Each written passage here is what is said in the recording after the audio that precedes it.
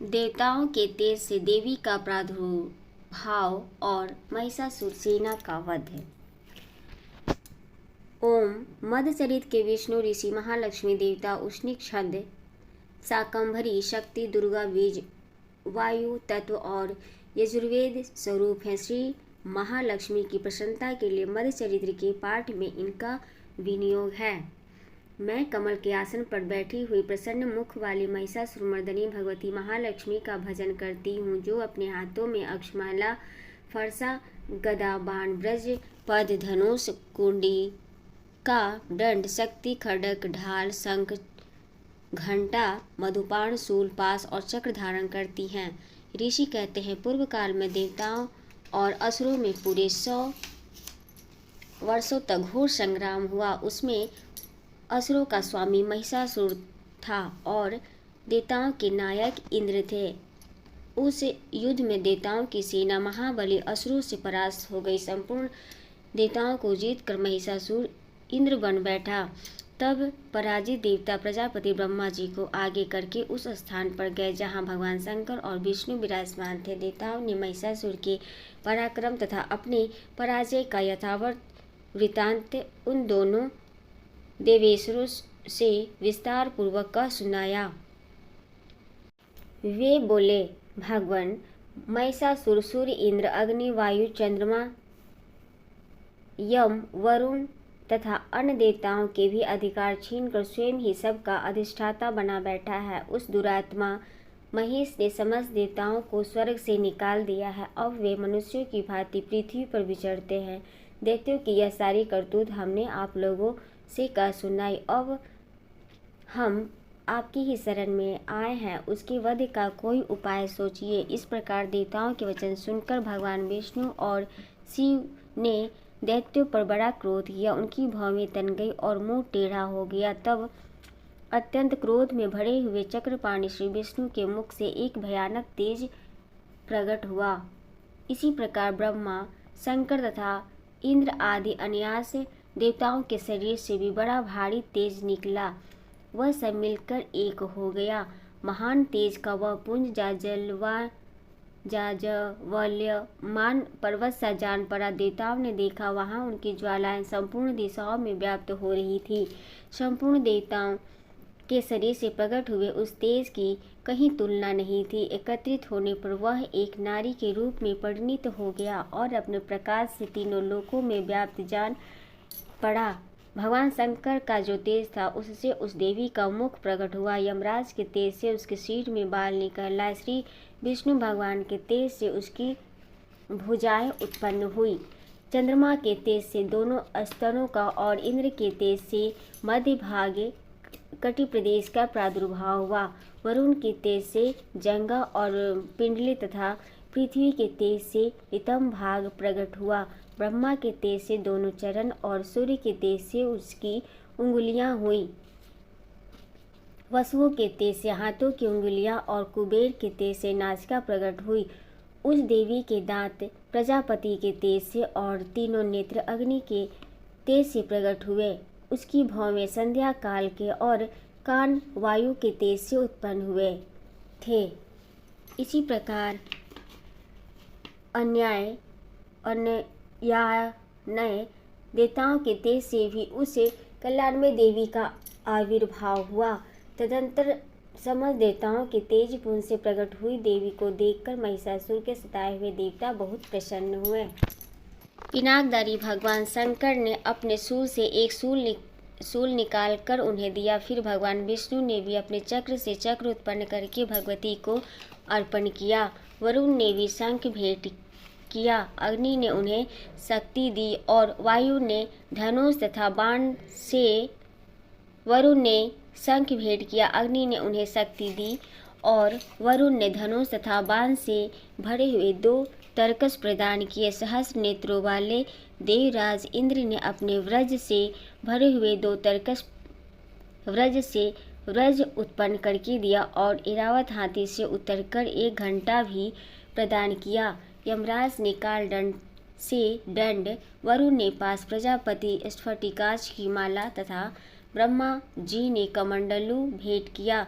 सूर्य ने देवी के समस्त रोमकूपों में अपनी किरणों का तेज भर दिया। काल ने उन्हें चमकती हुई ढाल और तलवार दी। क्षीर समुद्र ने उज्ज्वल हार तथा कभी जीर्ण न होने वाले 2 दिव्य वस्त्र भेंट किए। साथ ही उन्होंने दिव्य चूड़ामणि, 2 कुंडल, कड़े उज्ज्वल अर्धचंद्र, सब बाहुओं के लिए केयूर, दोनों चरणों के लिए निर्मल नुपुर, गले की सुंदर हंसली और सब अंगुलियों में पहनने के लिए रत्नों की बनी अंगूठियां भी दी। विश्वकर्मा ने उन्हें अत्यंत निर्मल फरसा भेंट किया। साथ ही अनेक प्रकार के अस्त्र और अभेद कवच दिए। इनके सिवा मस्तक और वक्षस्थल पर धारण करने के लिए कभी न कुमलाने वाले कमलों की माला दी। जल्दी ने उन्हें सुंदर कमल का फूल भेंट किया। हिमालय ने सवारी के लिए सिंह तथा भांति भांति के रत्न समर्पित किए। धनाढ्य कुबेर ने मधु से भरा पान पात्र दिया तथा संपूर्ण नागों के राजा शेष ने, जो इस पृथ्वी को धारण करते हैं, उन्हें बहुमूल्य मणियों से विभूषित नागहार भेंट किया। इसी प्रकार अन्य देवताओं ने भी आभूषण और अस्त्र शस्त्र देकर देवी का सम्मान किया। तत्पश्चात उन्होंने बारंबार हठासपूर्वक उच्चारण से गर्जना की। उनके भयंकर नाद से संपूर्ण आकाश गूंज उठा। देवी का वह अत्यंत उच्च स्वर से किया हुआ सिंहनाद कहीं समान न सका। आकाश उसके सामने लघु प्रतीत होने लगा। उससे बड़े जोर की प्रतिध्वनि हुई, जिससे संपूर्ण विश्व में हलचल मच गई और समुद्र कांप उठे, पृथ्वी डोलने लगी और समस्त पर्वत हिलने लगे। उस समय देवताओं ने अत्यंत प्रसन्नता के साथ सिंहवाहिनी भगवती से कहा, देवी तुम्हारी जय हो। साथ ही महर्षियों ने भक्ति भाव से विनम्र होकर उनका स्तवन किया। संपूर्ण त्रिलोकी को क्षोभग्रस्त देख दैत्यगण अपनी समस्त सेना को कवच आदि से सुसज्जित कर हाथों में हथियार ले सहसा उठकर खड़े हो गए। उस समय महिषासुर ने बड़े क्रोध में आकर कहा, आहा, यह क्या हो रहा है। फिर वह संपूर्ण असुरों से घिरकर उस सिंहनाद की ओर लक्ष्य करके दौड़ा और आगे पहुंचकर उसने देवी को देखा, जो अपनी प्रभा से तीनों लोकों को प्रकाशित कर रही थी। उनके चरणों की भार से पृथ्वी दबी जा रही थी। माथे के मुकुट से आकाश में रेखा से खींच रही थी तथा वे अपने धनुष की टंकार से 7 पातालों को क्षुब्ध किए देती थी।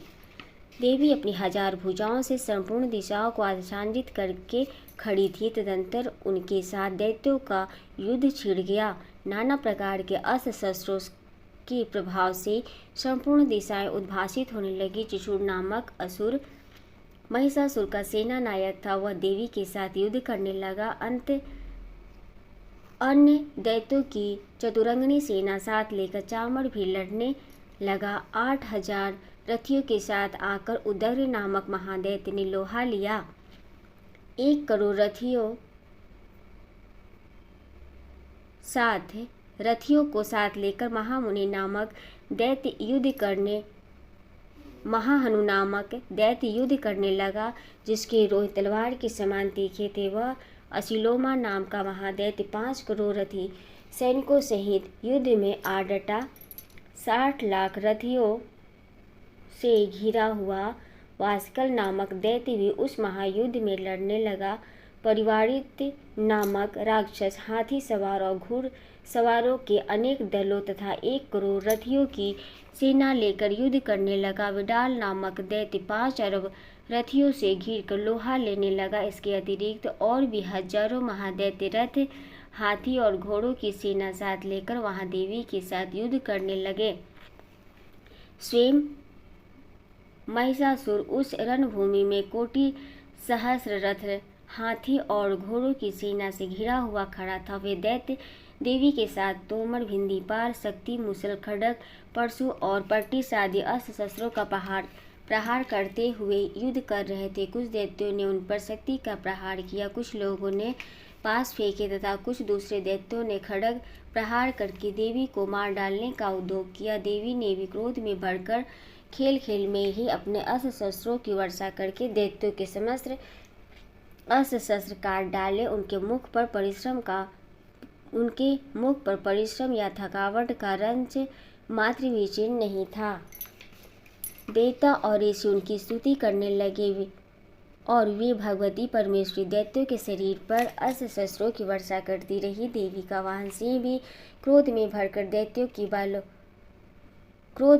गर्दन के बालों को हिलाता हुआ असुरों की सेना में इस प्रकार विचरने लगा मानो वनों में दावा नल फैल रहा हो। रणभूमि में दैत्यों के साथ युद्ध करती हुई अंबिका देवी ने जितने श्वास छोड़े वे सभी तत्काल सैकड़ों हजारों गणों के रूप में प्रकट हो गए और परशु, भिंडी, पाल, खड्ग तथा पट्टी आदि अस्त्रों द्वारा असुरों का सामना करने लगे। देवी की शक्ति से बढ़े हुए वे गण असुरों का नाश करते हुए नगाड़ा और शंख आदि बाजे बजाने लगे। उस संग्राम महोत्सव में कितने ही गण मृदंग बजा रहे थे। तदनंतर देवी ने त्रिशूल से, गदा से, शक्ति की वर्षा से और खड्ग आदि से सैकड़ों महादैत्यों का संहार कर डाला। कितने ही घंटों के भयंकर नाद से मूर्छित करके मार गिराया।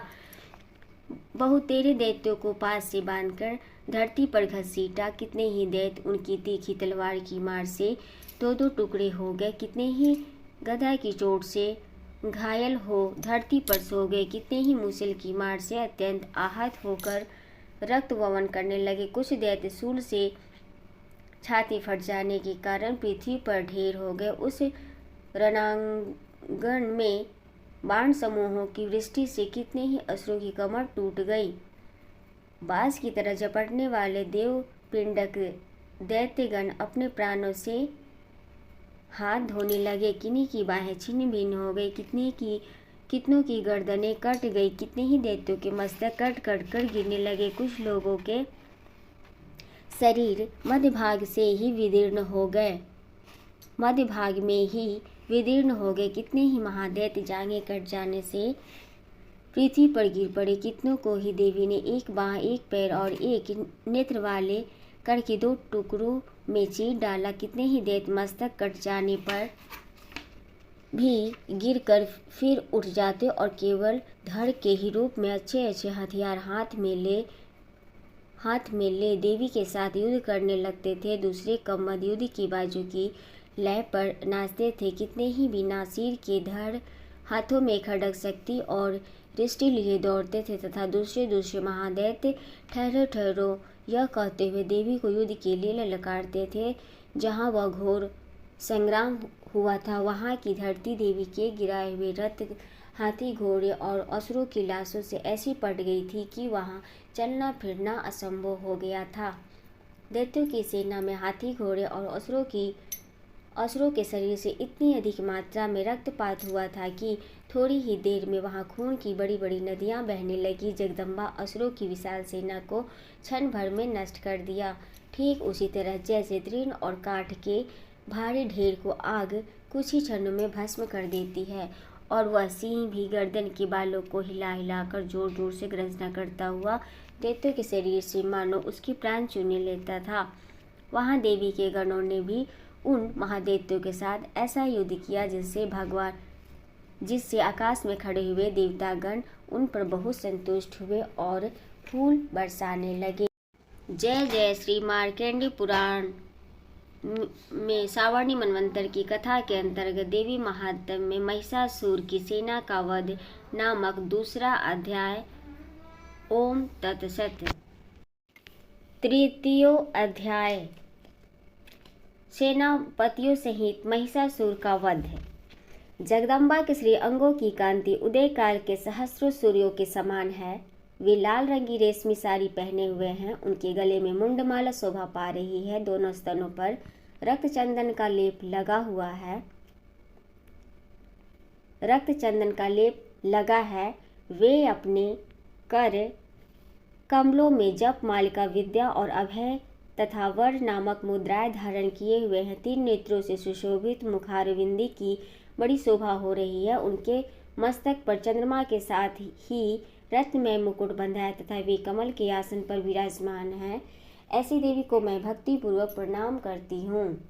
ऋषि कहते हैं, दैत्यों की सेना को इस प्रकार तहस नहस होते देख महादैत्य सेनापति त्रिशूल क्रोध में भरकर अंबिका देवी से युद्ध करने के लिए आगे बढ़ा। वह असुर रणभूमि में देवी के ऊपर इस प्रकार वानों की वर्षा करने लगा, जैसे बादल मेरुगिरी के शिखर पर पानी की धार बरसा रहा हो। तब देवी ने अपने बाणों से उसके बाण समूहों को अनायास ही काटकर उसके घोड़ों और सारथी को भी मार डाला। साथ ही उसके धनुष तथा अत्यंत ऊंची ध्वजाओं को भी तत्काल काटे गिराया। धनुष कट जाने पर उसके अंगों को अपने बाणों से बीन डाला।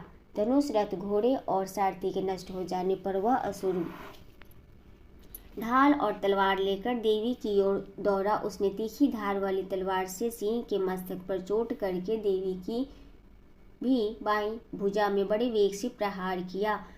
राजन, देवी की बाह पर पहुंचते ही वह तलवार टूट गई। फिर तो क्रोध में भरकर लाल आंखें करके उस राक्षस ने शूल हाथ में लिया और उसे उस महादैत्य ने भगवती भद्रकाली के ऊपर चलाया। वह शूल आकाश से गिरते हुए सूर्यमंडल की भांति अपने तेज से प्रज्वलित हो उठा। उस शूल को अपनी ओर आते देख देवी ने भी शूल का प्रहार किया। उससे राक्षस के शूल के सैकड़ों टुकड़े हो गए। साथ ही महादैत्य चिछुर की भी धज्जियां उड़ गई। वह प्राणों से हाथ धो बैठा। महिषासुर के सेनापति उस महापराक्रमी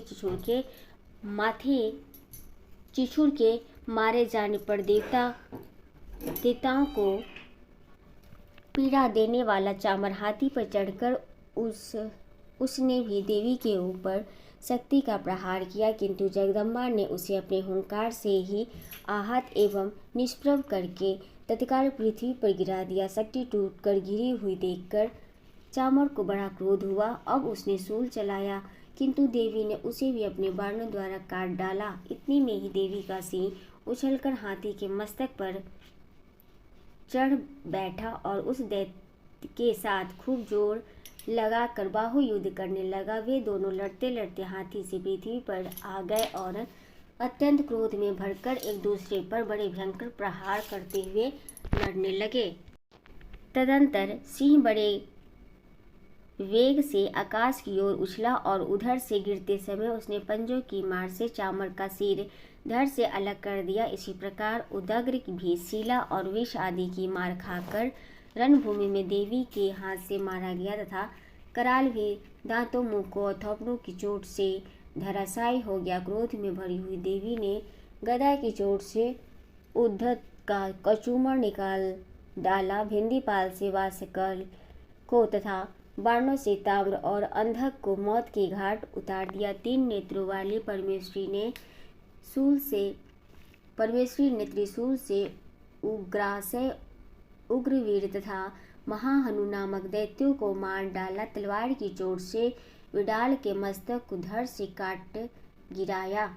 दुर्धर और दुर्मुख इन दोनों को भी अपने बाणों से यमलोक भेज दिया। इस प्रकार अपनी सेना का संहार होता देख महिषासुर ने भैंसे का रूप धारण करके देवी के गणों को त्रास देना आरंभ किया। किन्हीं को थुथुन से मारकर, किन्हीं के ऊपर खुरों का प्रहार करके, किन्हीं को पूंछ से चोट पहुंचाकर, कुछ को सींगों से विदीर्ण करके, कुछ गणों को वेग से, किन्हीं को सिंहनाद से, कुछ को चक्कर देकर और कितनों को निश्वास वायु के झोंकों से धराशायी कर दिया। इस प्रकार गणों की सेना को गिराकर वह असुर महादेवी के सिंह को मारने के लिए झपटा। इससे जगदम्बा को बड़ा क्रोध हुआ। उधर महापराक्रमी महिषासुर भी क्रोध में भरकर धरती को खुरों से खोदने लगा तथा अपने सींगों से ऊंचे ऊंचे पर्वतों को उठाकर फेंकने और गरजने लगा। उसके वेग से चक्कर देने के कारण पृथ्वी क्षुब्ध होकर फटने लगी। उसकी पूंछ से टकराकर समुद्र सब ओर से धरती को डुबोने लगा। हिलते हुए सूंगों के आघात से विदीर्ण होकर बादलों के टुकड़े टुकड़े हो गए। उसके श्वास के प्रचंड वायु के वेग से उड़े हुए सैकड़ों पर्वत आकाश से गिरने लगे। इस प्रकार क्रोध में भरे हुए उस महादैत्य को अपनी ओर आते देख चंडिका ने उसका वध करने के लिए महान क्रोध किया।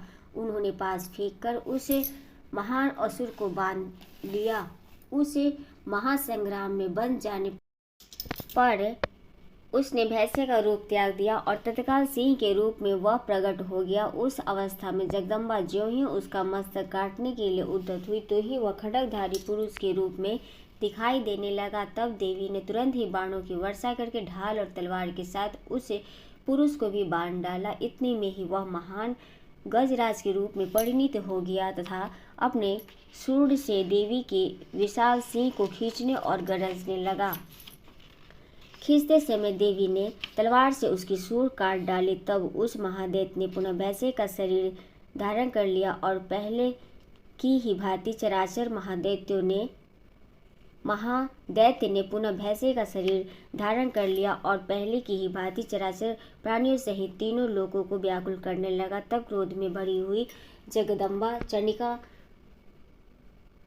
जगन्माता चंडिका बारंबार उत्तम मधु का पान करने और लाल आंखें करके हंसने लगी। उधर वह बल और पराक्रम के मद से उन्मत्त हुआ राक्षस गरजने लगा और अपने सिंहों से चंडी के ऊपर पर्वतों को फेंकने लगा। उस समय देवी अपने बाणों के समूहों से उसके फेंके हुए पर्वतों को चूर्ण करती हुई बोली। बोलते समय उनका मुख मधु के मद से लाल हो रहा था और वाणी लड़खड़ा रही थी।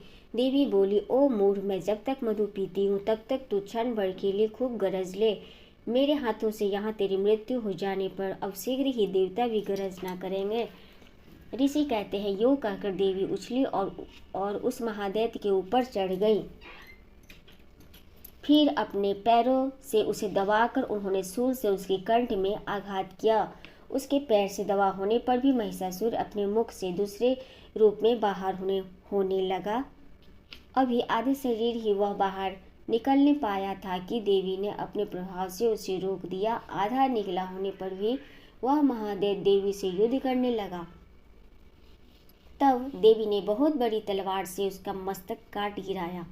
फिर तो हाहाकार करती हुई दैत्यों की सारी सेना भाग गई तथा संपूर्ण देवता अत्यंत प्रसन्न हो गए।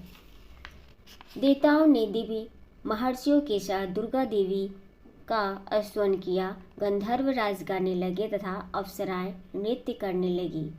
इस प्रकार जय श्री मार्कंडेय पुराण सावर्णिक मनवंतरी कथा के अंतर्गत देवी महात्म्य में महिषासुर वध नामक तीसरा अध्याय। ओम तत्सत।